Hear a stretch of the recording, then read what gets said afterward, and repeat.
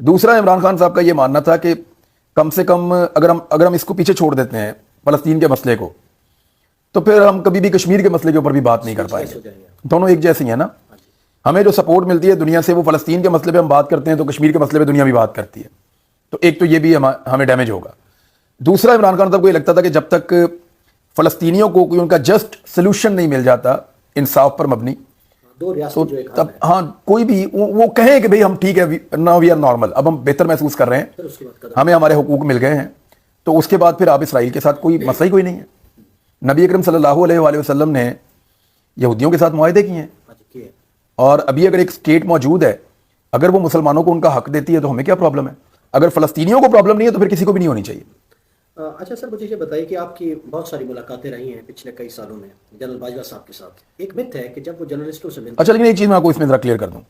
میں نے بھی آپ سے کہا کہ فلسطینیوں کو پرابلم نہیں ہے تو پھر کسی کو بھی نہیں ہے، اور فلسطینیوں کو جو پرابلم نہیں ہے نا اس میں بیت المقدس ہمارا مین ایشو ہے پوری دنیا کے مسلمانوں کا، کہ بیت المقدس تک ہم سب کی رسائی، وہاں پہ عبادت کا موقع، یہ مین چیز ہے. اب آپ پوچھ لیں.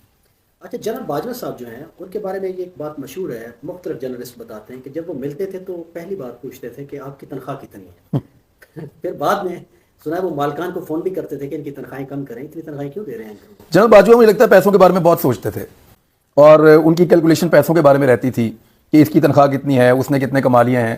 ایون بزنس کمیونٹی کے لوگ بتاتے ہیں کہ وہ ہمارے منافع ہمیں بتا رہے ہوتے تھے، ہمیں پتا تم نے کتنے پیسے کمائے ہیں. تو ان کی لوگوں کے پیسوں پہ نظر رہتی تھی، چاہے وہ تنخواہ میں ہیں چاہے وہ کاروبار میں ہیں. یہ اب ان کی شخصیت کی عکاسی کر رہی ہے یہ بات کہ وہ پیسوں کے بارے میں اتنا کیوں سوچتے تھے، پیسوں پہ ان کی اتنی نظر کیوں رہتی تھی. اور وہ باتیں بھی اکانومی کے بارے میں کرتے تھے، یعنی عربوں کے بارے میں وہ کہتے تھے کہ عرب ہمیں کہتے ہیں اب وہ اسلامی بھائی چارہ وغیرہ نہیں رہ گیا، اب عرب جو ہیں وہ بڑے سیانے ہو گئے، وہ کاروبار کی بات کرتے ہیں کہ بتائیں اب ہمارے ساتھ کیا پرپوزل کیا آپ کے پاس، آئیں بیٹھیں کاروبار کرتے ہیں. تو وہ باجوہ صاحب اس طرح کی ذہنیت کے تھے. وہ بات ٹھیک ہے آپ کی، لیکن ایک دن مجھے یاد ہے عارف حمید بھٹی صاحب ذرا تنگ آ گئے تو انہوں نے کہا کہ جنرل صاحب تسی انج کرو، سارے فساد کی جڑ میڈیا والے ہیں، زیادہ تر ادھر اکٹھے ہو گئے ہیں تو ہم سب کو اڑا دیں، آپ مار دیں.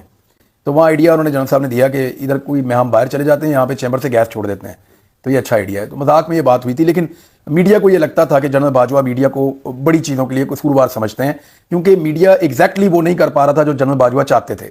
وہ یہ چاہتے تھے کہ میں میڈیا ایک ایسا گھوڑا ہے، میں اس کی لگام ادھر کھینچوں تو یہ اس کو گالیاں دے، ادھر کھینچوں تو اس کو، اور وہ انہوں نے کیا بھی. دیکھیں میڈیا نے 90% جنرل صاحب کی بات مانی، اور ابھی بھی اگر آپ دیکھیں تو پاکستان کے میڈیا کو ایک کوئی بھی ایک چھوٹے رینک کا آفیسر جو ہے وہ کنٹرول کر لیتا ہے آرام سے. ہمارے کوئی کنو صاحب ہوں تو وہ پورا پاکستان کا میڈیا کنٹرول کر لیتے ہیں، مسئلہ کوئی نہیں.